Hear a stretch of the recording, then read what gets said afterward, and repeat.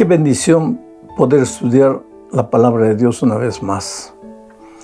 Hoy es domingo, porque generalmente los domingos de mañana esta lección, este comentario sube al aire. Y estamos comenzando una nueva semana. Primer día de la semana, primer día de trabajo. ¿Qué tiene esta semana para ti? Tal vez estás ansioso porque necesitas una respuesta positiva a alguna solicitud, algún trabajo, alguna aplicación que hiciste por ahí. Confía en Dios. Dios es tu compañero, tu amigo, tu Dios poderoso, todopoderoso, tu Padre de amor. Nunca estás solo. Aunque las circunstancias sean tristes, nunca estás solo. Confía en eso. Vamos al estudio de la lección número 12 para el 20 de septiembre del año 2025. El título de la lección: Te ruego que me muestres tu gloria. Y el propósito de esta lección es mostrar que a medida que el ser humano aprende a convivir con Dios, a no separarse de Dios, lo que no es fácil porque la naturaleza pecaminosa que todavía está dentro de nosotros, pues la tendencia es llevarnos para lejos de Dios. Pero a medida que el ser humano va caminando con Dios, el carácter de Dios se va reproduciendo en el ser humano.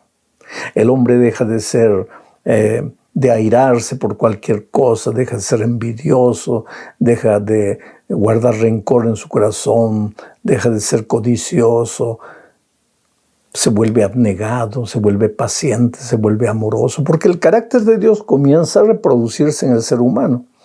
Y lo interesante es que las personas, al ver a este cristiano, perciben que él no es un ser humano cualquiera, es un ser humano diferente.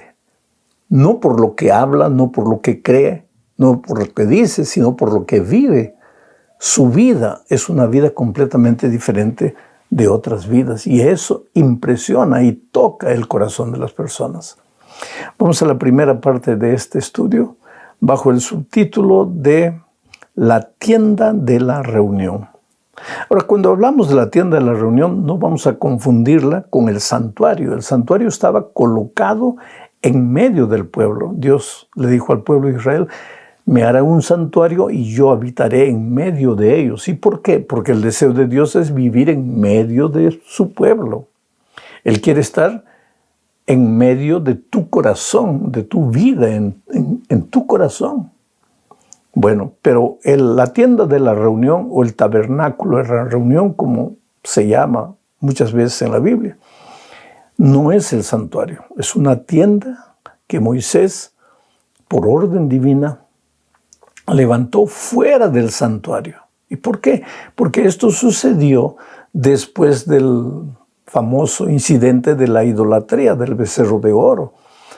Cuando Dios en la montaña le dijo a Moisés: ve, porque tu pueblo que tú has sacado de Egipto, quiere decir, ese pueblo que me ha negado, que se ha alejado de mí, que no quiere que yo sea su Dios, que está fabricando otro Dios. Ve, ahora le da la orden a Moisés que levante una tienda fuera del santuario. ¿Para qué? Para que el pueblo entienda que ellos han colocado a Dios, que debería estar en medio, que ahora la tienda de la reunión, donde Dios hablaría con Moisés, estaba fuera del campamento, porque el pueblo había decidido colocar a Dios fuera de la vida de ellos. Leo lo que dice Éxodo 33, 7 al 11. Dice así: y Moisés tomó el tabernáculo y lo levantó lejos, fuera del campamento, y lo llamó el tabernáculo de la reunión, o sea, la tienda de la reunión, la carpa de la reunión. Sigo leyendo. Y cualquiera que buscaba a Jehová salía al tabernáculo de reunión que estaba fuera del campamento. Y sucedía que cuando salía Moisés al tabernáculo, todo el pueblo se levantaba y cada cual estaba en pie a la puerta de su tienda y miraban en pos de Moisés hasta que él entraba en el tabernáculo. Cuando Moisés entraba en el tabernáculo, la columna de nube descendía y se ponía a la puerta del tabernáculo, y Jehová hablaba con Moisés. Y viendo todo el pueblo la columna de nube que estaba a la puerta del tabernáculo, se levantaba cada uno a la puerta de su tienda y adoraba. Y hablaba Jehová a Moisés cara a cara, como habla cualquiera a su compañero. Oh querido, la vida de Moisés fue una vida de comunión extraordinaria con Dios. Desde el monte Moría, del monte Horeb, cuando Dios se encontró con él, en su peregrinaje hasta Egipto, su desafío a Faraón para que deje salir al pueblo. La vida de Moisés fue una vida de comunión con Dios. Ahora, después del pecado de la idolatría de Israel, Dios le ordena a Moisés levantar una tienda donde él se va a encontrar con Moisés, donde Dios se va a encontrar con Moisés, pero fuera del tabernáculo, para que el pueblo entendiese, fuera del campamento, para que el pueblo entendiese que ellos habían sacado a Dios de su vida. Pero Dios no se había ido, Dios estaba ahí, Dios quería ayudar. No estaba en el medio porque el pueblo lo había sacado del medio, pero estaba fuera, siempre vigilante a su pueblo, porque la columna de nube, la nube que acompañaba al pueblo de día y la columna de fuego de noche, estaban ahí siempre. Entonces, cuando Dios quería hablar con Moisés, Moisés iba a la tienda. Y cuando se dirige a la tienda, toda la gente salía de sus carpas y lo veía. Y cuando Moisés entraba, la columna aparecía. Quiere decir, la presencia de Dios estaba ahí. Y dice el texto que Dios hablaba con Moisés. Y el pueblo, entonces, afuera en las puertas de sus tiendas, se arrodillaban a adorar a Dios. Qué maravilloso es Dios. Y yo me alejo de Él, pero Él no se aleja de mí. Yo me voy lejos, pero Él siempre me acompaña. Yo lo mantengo lejos, pero Él está ahí. Él quiere estar en medio de mí, pero a veces yo no lo dejo. Entonces, Él deja que yo vaya por donde yo quiera, pero no me abandona, no me deja. Ese es el Dios maravilloso que tienes. Ahora, ¿te ayuda la presencia lejana de Dios? No, no te ayuda. Porque tú tienes que abrir tu corazón y permitir que Dios entre de nuevo a tu corazón. Para que entonces sí, Dios manifieste sus grandes obras en tu vida. Moisés fue un hombre de comunión, y si hay un ejemplo que nos dejó, es que nosotros debemos buscar a Dios todos los días, en humildad, reconociendo nuestro pecado, reconociendo nuestra flaqueza, nuestra debilidad, nuestra humanidad, pidiendo su gracia, pidiendo su poder, porque solo Él es capaz de hacer lo que nosotros no podemos por nosotros mismos. Vamos a la segunda parte del estudio, bajo el subtítulo de Para que te conozca.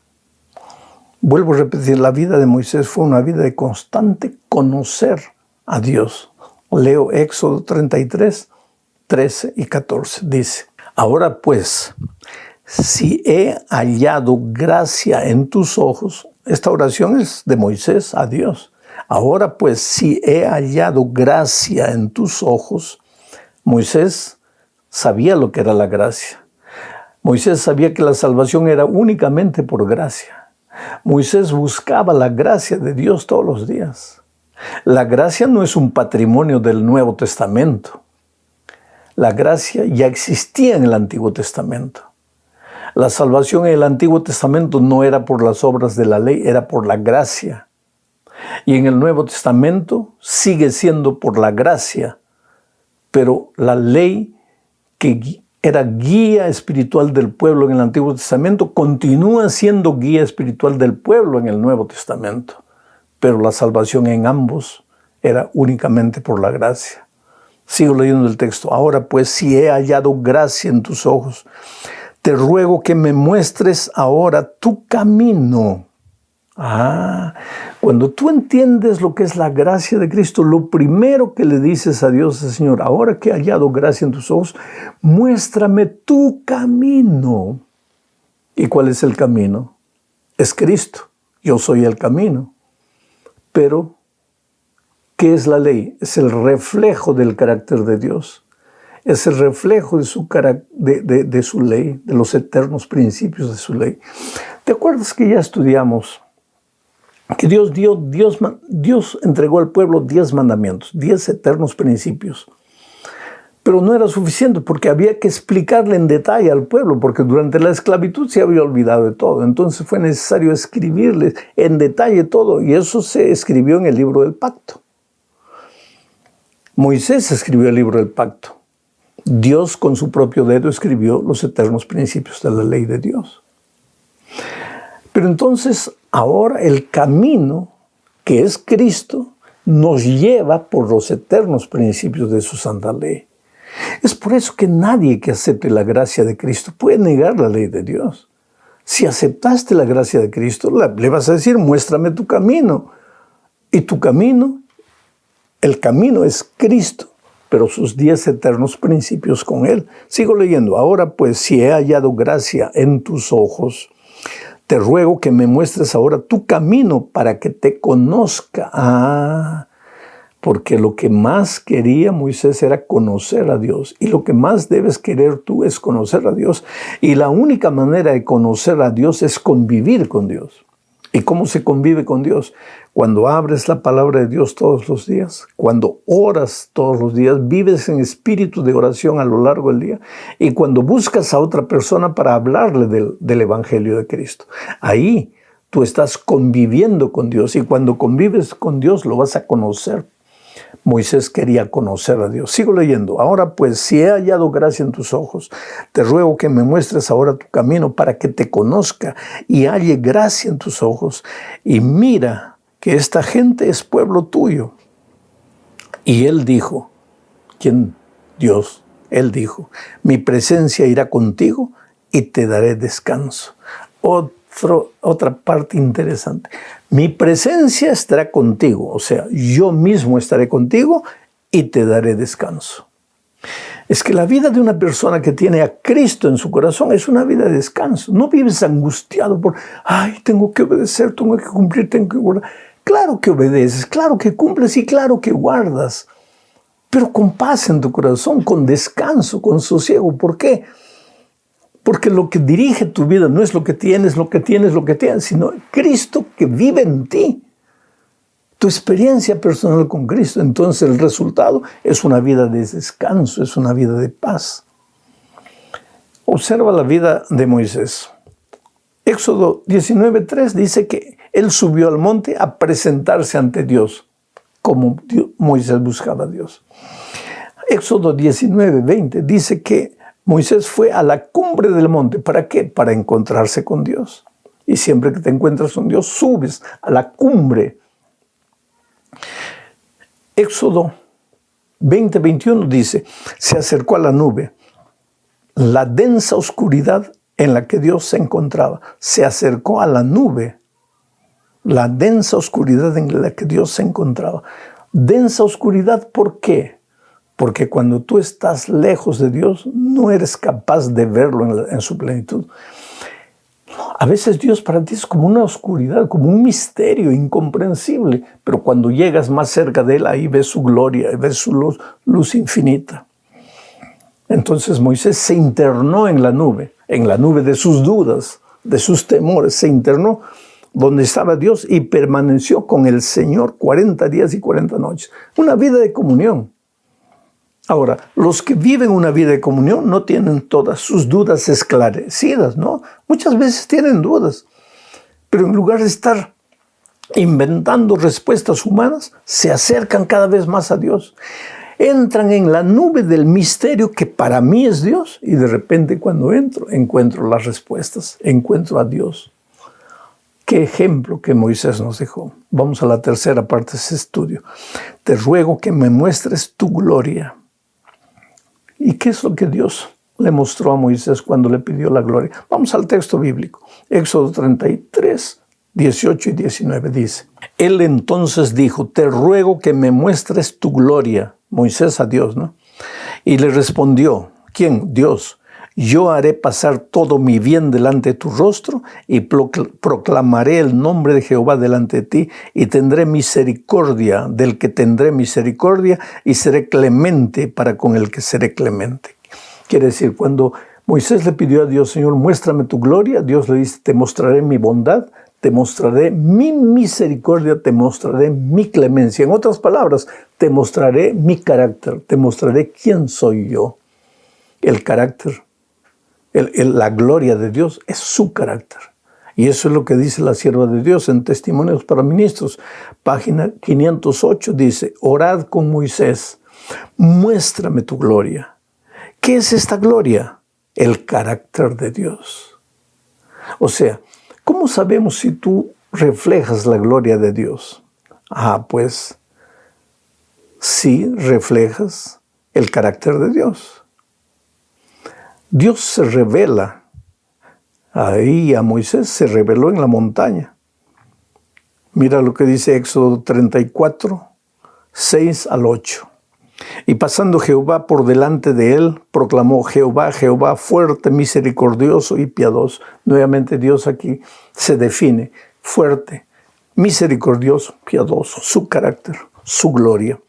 Tardo para la ira, grande en misericordia y verdad. Ese es el carácter de Dios, que guarda misericordia a millares, que perdona la iniquidad, la rebelión y el pecado, y que de ningún modo tendrá por inocente al malvado, que visita la iniquidad de los padres sobre los hijos de los hijos, hasta la tercera y cuarta generación.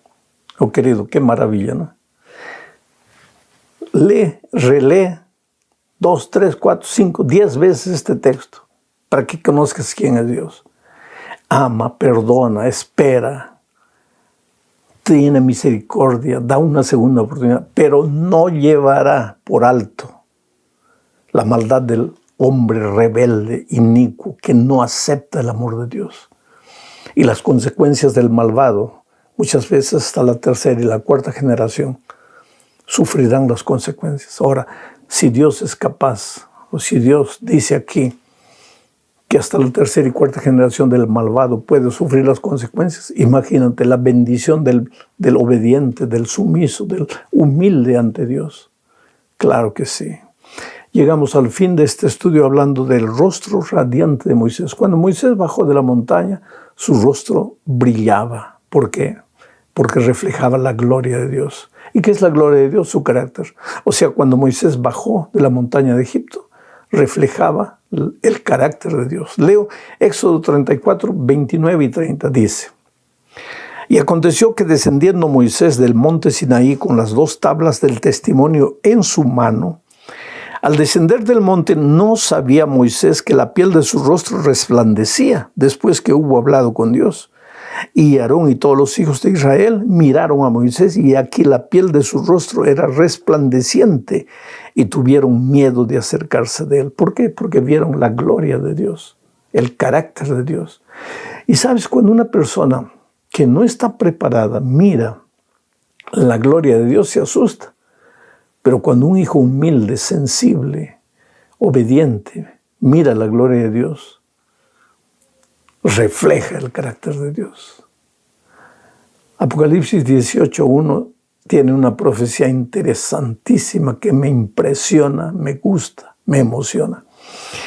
Dice Apocalipsis 18:1: Después de esto vi a otro ángel descender del cielo con gran poder, y la tierra toda fue alumbrada con su gloria. Y si tú lees todo el capítulo, verás que aquí está hablando del Espíritu Santo, que cuando el Espíritu Santo caiga en la lluvia tardía sobre la iglesia de Dios, la tierra toda será iluminada con la gloria de Dios.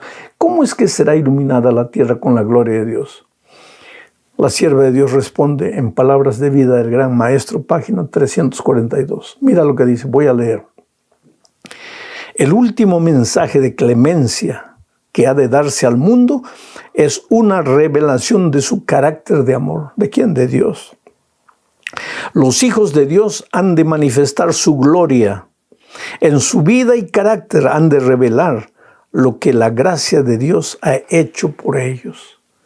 El último mensaje al mundo no es predicar, no es atacar una iglesia u otra iglesia. El último mensaje al mundo, tu vida, tu carácter, el brillo de tus ojos. El mundo va a ver la gloria de Dios en ti. Y cuando todos los hijos de Dios revelen la gloria de Dios, el carácter de Dios, la tierra toda será iluminada con la gloria de Dios. ¿Por qué el rostro de Moisés brillaba con la gloria de Dios? Porque había convivido con Él. ¿Cómo es que la gloria de Dios se reflejará en tu vida? Cuando convivas con Él y su carácter se reproduzca en tu carácter. Entonces las personas van a ver a Cristo en ti. Van a ser atraídas a Cristo a través de ti. Tú eres el instrumento clave. Eres un pobre pecador como cualquier ser humano, pero eres una herramienta poderosa en las manos de Dios. Si vas a Jesús todos los días, si lo buscas en oración, si le abres el corazón, si permites que el Espíritu Santo viva en ti, entonces el carácter de Dios se va a revelar en tu vida. Que Dios te guarde siempre. ¿Cómo es la vida y cómo pasa el tiempo? Esta es la última lección, lección número 13 para el 28 de junio de este año. ¿Cómo pasa el tiempo? Ya se fue mitad del año 2025. Solo nos falta 6 meses y se acabó 2025. Es por eso que no hay más tiempo para esperar. Lo que hay que decidirlo hoy. Si hay que arrepentirse, arrepiéntete hoy. Si hay que volver a Dios, vuelve hoy. El tiempo es fugaz, pasajero. Cuando te das cuenta, ya la muerte te sorprendió o la venida de Cristo nos sorprenderá a todos. El título para la lección de esta semana es Imágenes del Fin. Y el propósito de la lección es mostrar algunas historias bíblicas que nos muestran de alguna manera lo que va a suceder en el tiempo final antes de la venida de Cristo. La primera historia que veremos es la historia de Jonás. La primera parte, el primer subtítulo es El profeta renuente. Entonces leo Jonás 1, 8 y 9. Entonces le dijeron ellos: decláranos ahora por qué nos ha venido este mal. ¿Qué oficio tienes y de dónde vienes? ¿Y cuál es tu tierra y de qué pueblo eres?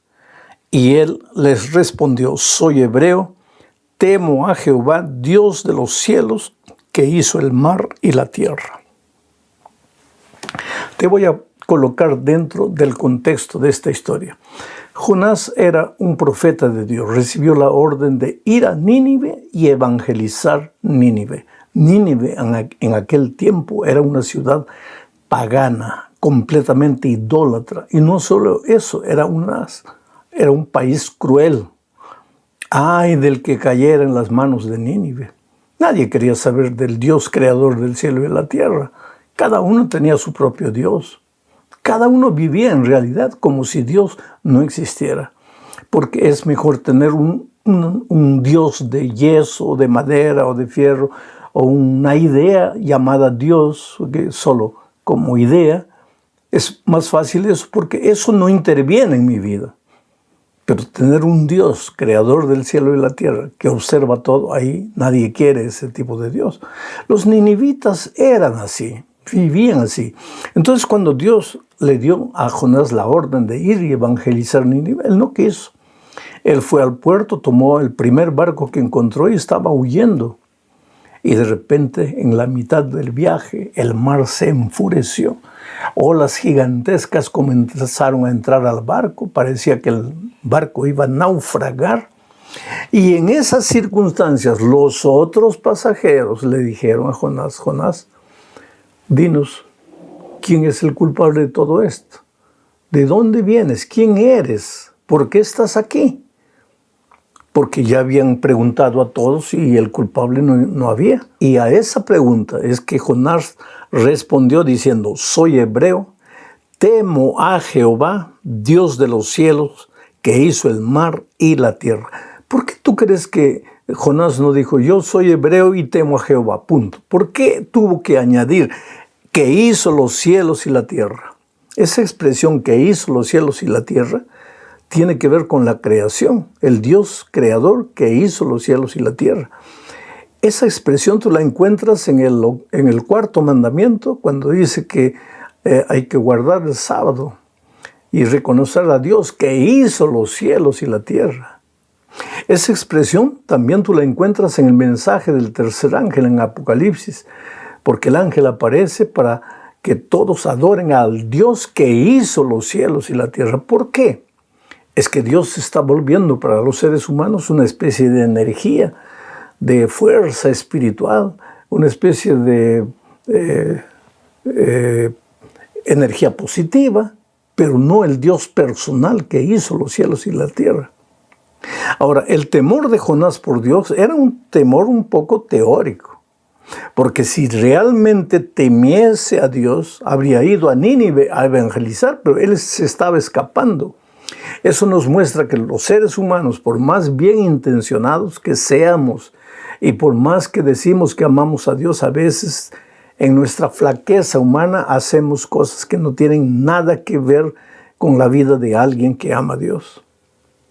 Lo interesante es que en Mateo capítulo 12, versículos 40 y 41, Jesús menciona a Jonás. Mira lo que dice el texto. Porque como estuvo Jonás en el vientre del gran pez 3 días y 3 noches, así estará el Hijo del Hombre en el corazón de la tierra 3 días y 3 noches. Los hombres de Nínive se levantarán en el juicio con esta generación y la condenarán, porque ellos se arrepintieron a la predicación de Jonás, y he aquí más que Jonás en este lugar. Interesante la palabra de Jesús. Primero, habla de su muerte y de su resurrección. ¿Cómo? Dice, porque así como Jonás estuvo en el vientre del gran pez 3 días y 3 noches, es necesario que el Hijo del Hombre, refiriéndose a él, también esté en el seno de la tierra 3 días y 3 noches. Y después dice, cuando Cristo venga, los ninivitas se levantarán en juicio contra la generación incrédula. ¿Qué? No, esto no es literal, claro, porque los ninivitas están muertos, murieron siglos atrás.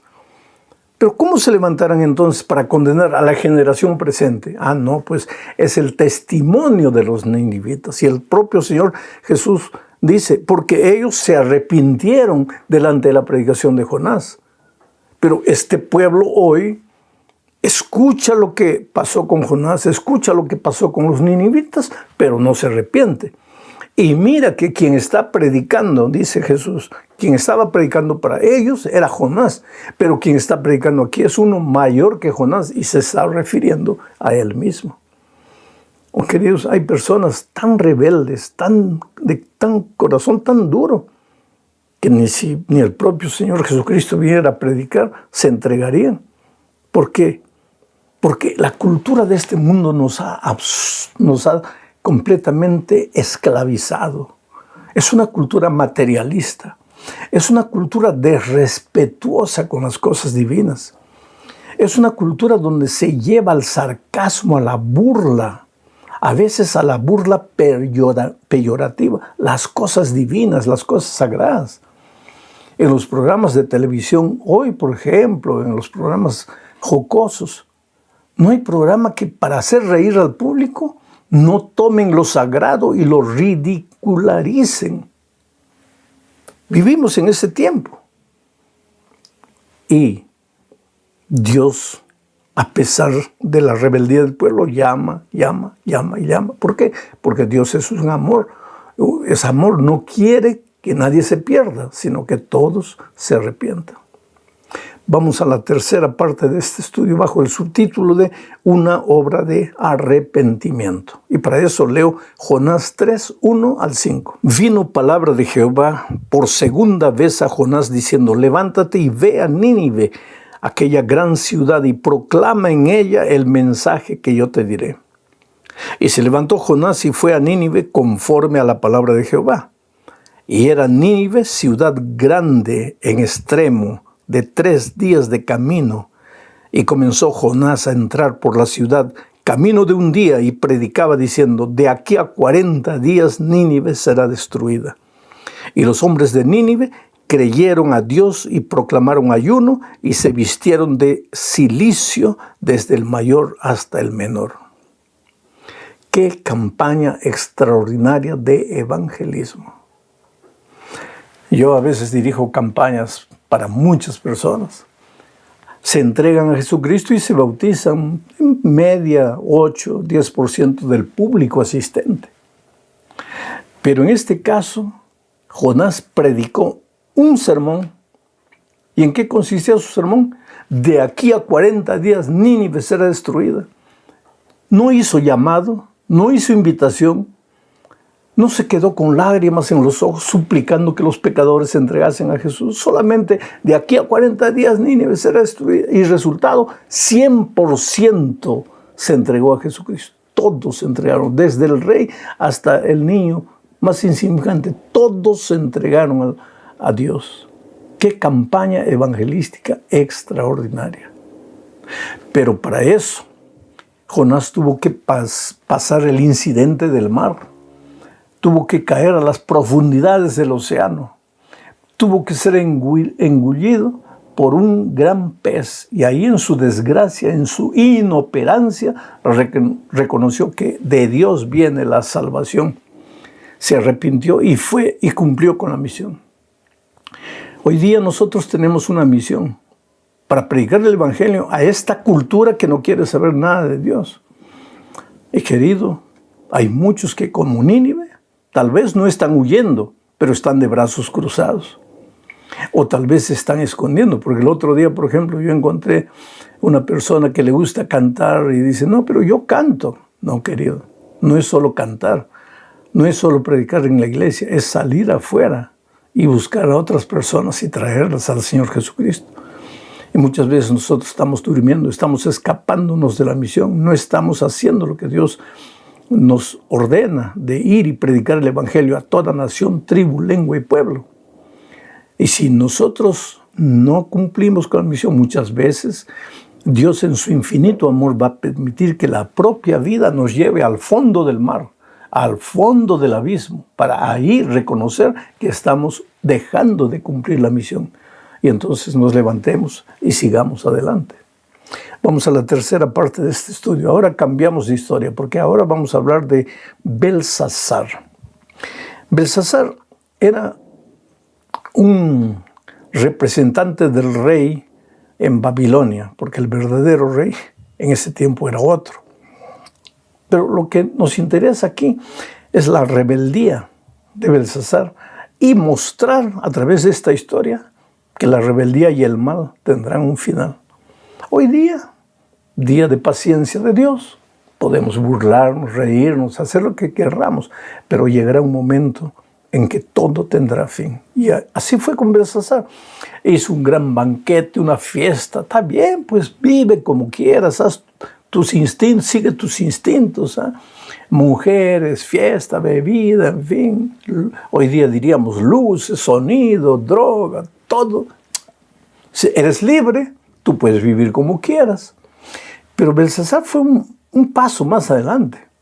Mandó traer los vasos sagrados que Nabucodonosor había traído del templo de Jerusalén. Y en esos vasos dedicados a Dios comenzó a servir vino. O sea, tomó la religión y la vilipendió. Se burló de Dios, se burló de las cosas sagradas. Así como mucha gente hoy pues se burla de Dios, se burla de las cosas sagradas, se ríe. Dice Pedro que en los últimos días aparecerán burladores, riéndose de los cristianos y diciendo que venida de Cristo no pasa nada, todo sigue igual, todo es fantasía, todo es ilusión, nada es verdad. Bueno, pero cuando Belsasar estaba haciendo todas esas irreverencias, ahora viene el texto. Leo Daniel 5, 24 al 28. Entonces, de su presencia fue enviada la mano que trazó esta escritura. Y la escritura que trazó es Mene, Tekel, Uparsin. Esta es la interpretación del asunto. Mene, que quiere decir, contó Dios tu reino y le ha puesto fin. Tekel, pesado has sido en balanza y fuiste hallado falto. Peres, tu reino ha sido roto y dado a los medos y a los persas. En medio de la fiesta, todo el mundo vio una mano, no una persona, una mano, que escribió en la pared, Mene, Mene, Tekel, Uparsin. Y nadie sabía qué hacer. ¿Qué quiere decir eso? Todos asustados, porque la mano escribió y desapareció. Entonces la reina se acercó a la reina madre y le dijo, mira, en los días de Nabucodonosor, tu abuelo, había un profeta, mándalo traer, él te va a interpretar. Y trajeron a Daniel de nuevo. Y Daniel le dijo, rey, ¿sabes lo que significa eso? Mene quiere decir que tu reino ha sido contado, se ha revisado lo que has hecho y estás mal. En segundo lugar, ¿qué más? Tekel, que quiere decir que has sido pesado en la balanza y has sido encontrado falto. Y finalmente, Peres, Uparsin, que quiere decir tu reino se ha quebrado, has llegado al fin. Te has reído, te has burlado, has hecho lo que has querido, has vivido como si Dios no existiera, has tomado la Biblia, la has echado a la basura, te has burlado de tu esposa, de tus hijos que sí creen en la palabra de Dios, pero ahora te llegó la hora. Tu caso ha sido revisado, infelizmente has sido encontrado falto, se acabó. Tu vida llegó al fin, tus oportunidades se acabaron. Triste, querido, pero una realidad. Hoy día, usando la libertad que Dios nos dio, podemos hacer lo que queramos. Pero tan cierto como tenemos libertad, es también cierto que un día las oportunidades se acabarán. El tiempo, las puertas de la gracia se cerrarán. Y hay de aquel que se encuentre del lado errado. Vamos a la cuarta parte del estudio, hablando de el secamiento del río Éufrates. ¿Qué pasó esa noche? Esa misma noche, leo Daniel 5, 30 y 31. Dice así, la misma noche, esa misma noche de la mano de la escritura, de la revelación de Daniel, la misma noche fue muerto Belsasar, rey de los caldeos. Y Darío de Media tomó el reino siendo de 62 años. Interesante. Esa misma noche se le acabó la oportunidad a Belsasar. ¿Sabes cómo Babilonia fue derrotada? El río Éufrates. El río Éufrates atravesaba la ciudad, pasaba por en medio de la ciudad. El río Éufrates traía agua. Agua es vida. Donde hay agua, hay vida. ¿Por qué? ¿Quieres bañarte? ¿Quieres limpiarte? Agua. ¿Quieres generar energía hoy? Agua. ¿Quieres plantar la tierra para comer? Agua. El agua es todo. Y el río Éufrates traía agua. Pero ¿qué pasó? Esa noche el enemigo desvió el río Éufrates. Y el cauce del río quedó vacío como un túnel. Y por ahí entró el ejército enemigo y mató al rey. Ahora lo interesante es que en Apocalipsis 16, 12 dice lo siguiente.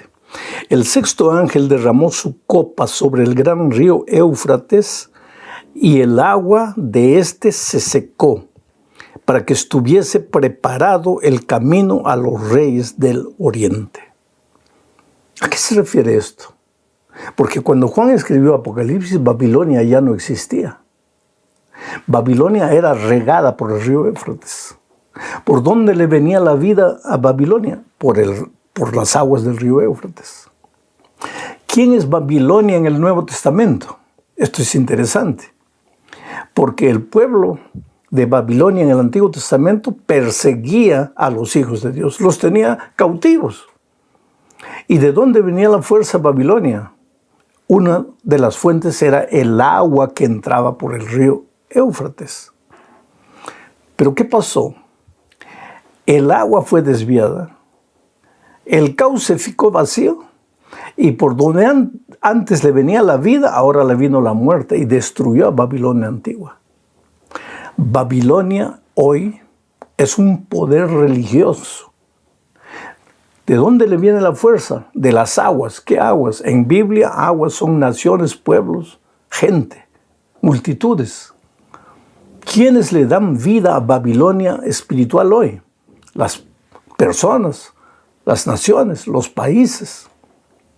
Pero cuando dice el texto bíblico aquí que el agua del río se secó, quiere decir que un día las multitudes, la gente que le daba fuerza a la Babilonia espiritual, se volverá para atrás.